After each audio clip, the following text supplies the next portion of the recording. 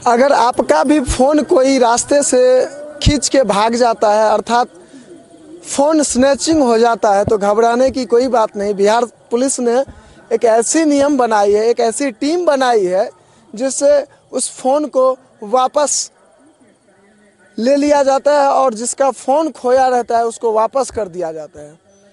नमस्कार, स्वीकार कीजिए। रिपोर्ट में आगे बढ़ने से पहले मैं शिवम कुमार चौधरी और आप देख रहे हैं जागो मैथिल। दरअसल आप सभी को बता दें कि बिहार पुलिस देर से आने में पुलिस शब्द बदनाम हो चुका है, लेकिन अभी बिहार में जिस प्रकार का प्रशासन चल रहा है, प्रशासन की कार्रवाई चल रही है, उस हिसाब से माना जाए तो बिहार की प्रशासन बहुत तरक्की किए हैं। अर्थात ये समझिए कि पहले चेन स्नैचिंग होता था, गले से चेन खींचकर भाग जाया करते थे कुछ लुटेरे, लेकिन अब महंगे महंगे फ़ोन का उपयोग करने का आदत हो गया है सभी लोगों को, और रास्ते पे ऐसे कान में फ़ोन लगाकर बात करने का भी आदत हो चुका है।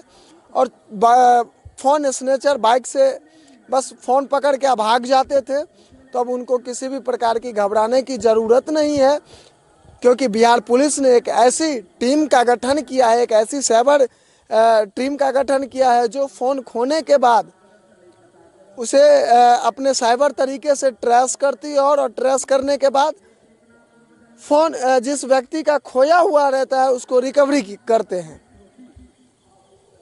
बाकी इस समय आपके स्क्रीन पे दिख रहा होगा कि किस जगह से कितना फ़ोन वापस किया गया है। अर्थात ये समझिए कि इस अगस्त महीने में लगभग 16,000 से अधिक फ़ोन पुलिस ने वापस किया है।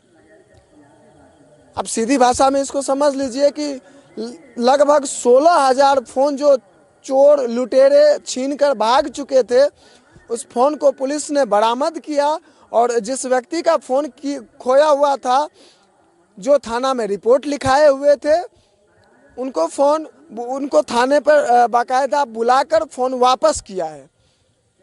बाकी इस रिपोर्ट के बाद अगर आपका भी फ़ोन खो रहा है तो आप घबराए नहीं।